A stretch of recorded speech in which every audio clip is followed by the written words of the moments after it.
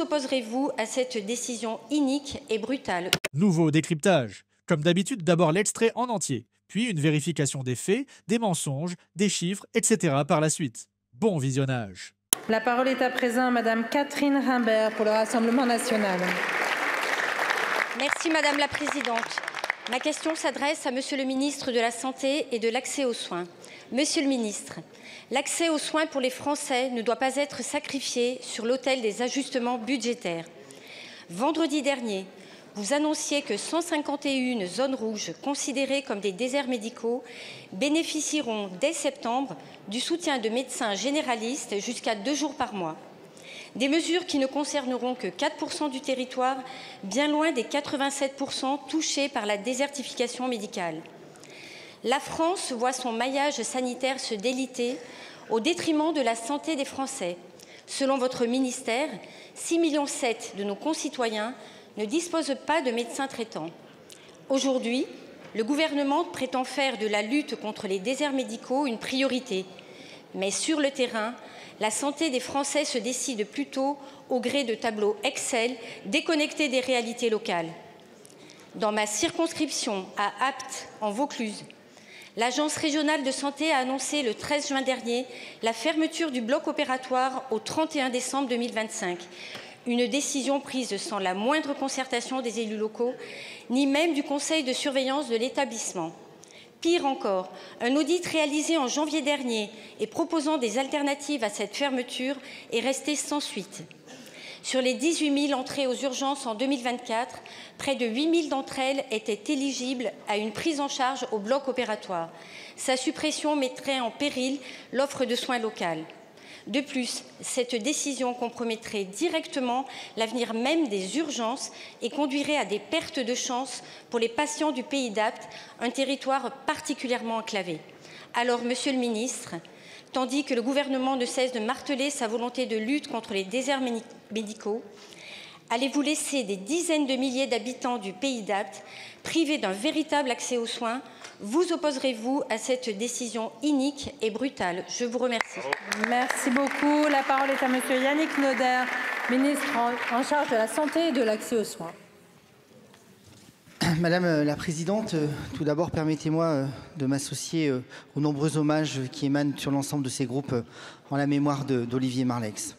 Madame la députée, je suis très étonné de votre question et ce n'est pas du tout le reflet de l'échange téléphonique que nous avons eu. Je crois que la situation de l'hôpital de Apt ne doit pas se traiter à coups de slogans ou de nostalgie.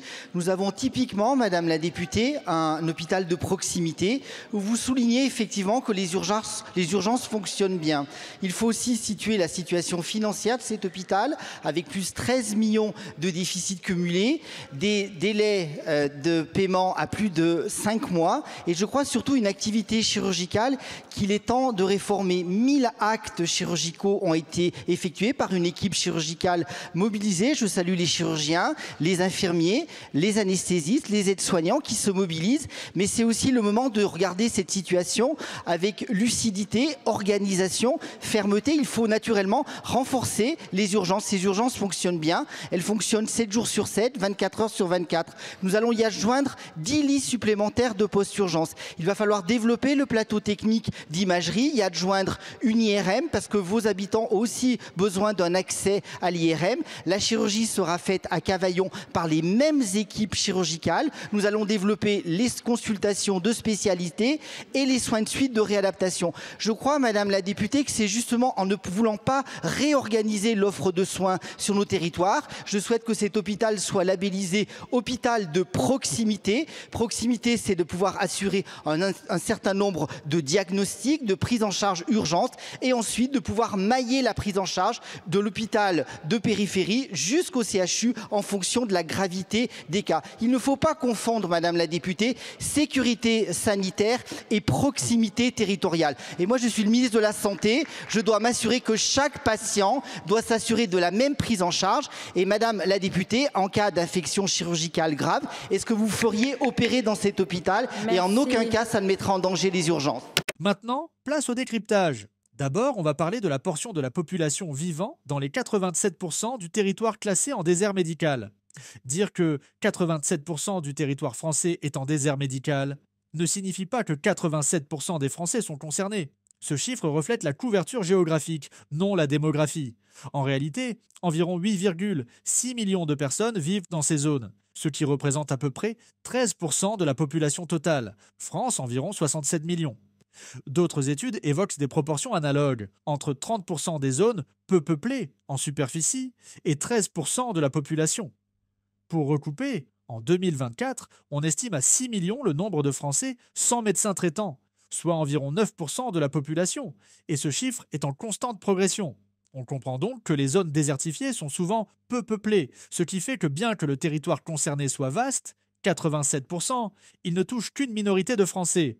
Enfin, la médecine générale est relativement moins touchée. Seuls 2,6% de la population serait réellement en vraie zone sous-dense médicale. Et 23% disent rencontrer des difficultés à trouver un médecin en moins de 30 minutes. Maintenant, on va parler des délais d'attente dans les hôpitaux et chez les spécialistes. Concernant les urgences hospitalières, les données disponibles montrent qu'en 2023, la moitié des patients passaient plus de 3 heures entre leur arrivée et leur sortie ou transfert, soit un temps en hausse de 45 minutes par rapport à 2013. Cela peut varier selon la taille des services. Dans les petites urgences, moins de 40 passages par jour, le temps moyen est inférieur à 2 heures. Mais dans les plus gros établissements, plus de 120 passages par jour, il atteint en moyenne 3h50. Dans les cas extrêmes, certains hôpitaux rapportent des durées moyennes entre 6 et 7 heures. Et en pic d'activité, cela peut monter jusqu'à 9 heures pour un passage complet. Ce n'est pas tout. Pour les consultations programmées, des données récentes révèlent comment des contrastes importants. Généraliste, environ 3 jours pour un rendez-vous. Pédiatre, environ 7 jours. Ophtalmologue, environ 25 jours. Dermatologue, environ 36 jours. Cardiologue, environ 42 jours. Enfin, on va parler du nombre de nouveaux médecins qui arrivent chaque année en France. Chaque année, le rythme de formation des médecins se traduit notamment par l'entrée en internat. En 2024, 8 479 nouveaux internes ont été admis, contre 9 500 en 2023, soit une baisse de près de 16%, en lien avec une réforme du concours d'internat. Cela représente donc une arrivée de quasiment 4 300 nouveaux médecins en première année en moyenne, multipliés sur 10 ans, via les promotions successives.